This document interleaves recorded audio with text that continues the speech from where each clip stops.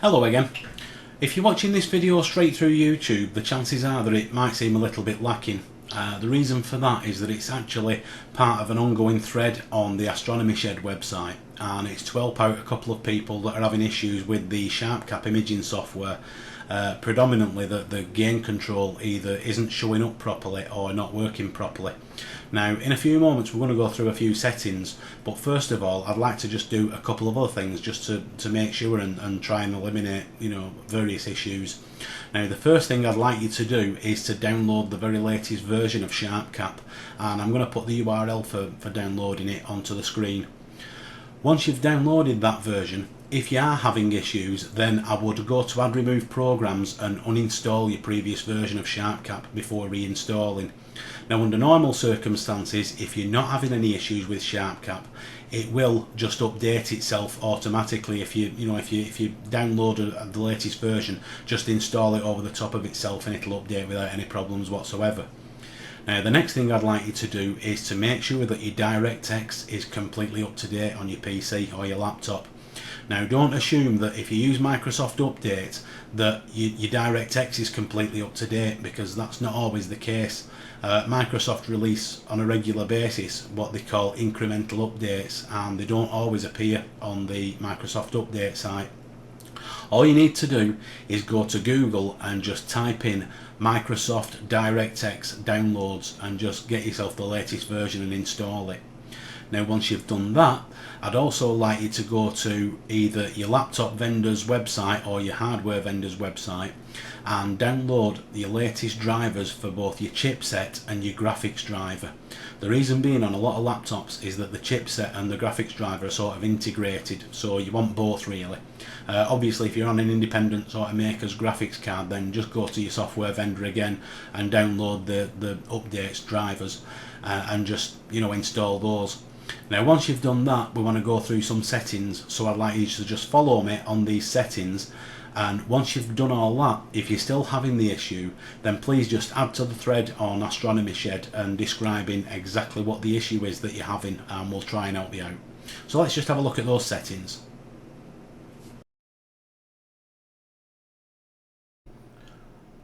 Okay, firstly double click my computer and you'll be presented with this screen if you're using XP. If you're using another sort of software, then obviously your screen will look slightly different. Next, plug in your SPC 900 camera. It'll then get recognised and you'll get the icon comes up in my computer like so. Once you've done that, launch Sharpcap. Now as you can see, Sharpcap at the moment is capturing from my webcam that I've got connected that I usually make video with. So the first thing we need to do is select our camera. Now if we go up to the cameras option, you can see that we've got, there's my webcam that it's using at the moment, but we also have Philips SPC 900NC PC camera and also the LX mode camera, which means if you're using standard webcam mode, obviously you will choose this one. If you're using long exposure mode, then you have to swap to the LX mode camera. So for this demonstration, we're just simply going to use the standard SPC 900NC without long exposure. And as you can see, that's given a nice view of my ceiling. Now this is a mono camera, which is why it's turned into black and white, and so we'll just flick that there. The next thing we need to do is to set up that we've got the right control settings for our particular camera. So if we go to options and we go to video capture filter, all the options are here that are in the background settings, if you like, of the camera itself. So here's what I have. Flickerless image is off, face tracking obviously is off, digital zoom is off, picture enhancer is on in this case, although I usually turn that off. Trimension demo mode off. The next one, over to picture, frame rate at the moment is set at 10, which is it's acceptable. That auto exposure should be off. Shutter speed and gain you can ignore because we're going to set those in Sharpcap. Auto white balance I usually have to on.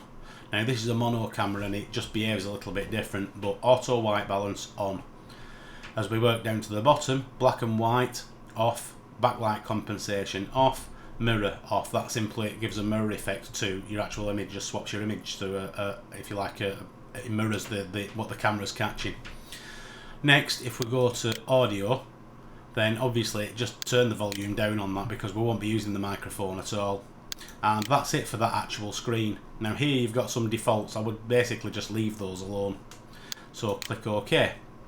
Next, if we go to options again and go to video capture pin, you'll also see your other settings there that again you can override them in Sharpcap. I'm just doing this so that you basically know what it does. And it's, you know, your frame rates in there, your colour space compression, which should be YU Y2, and your output size 640 by 480, and click apply. Let's just click OK. Then you should have all the controls here, so that you've got your gain, which obviously takes us up and down, the exposure,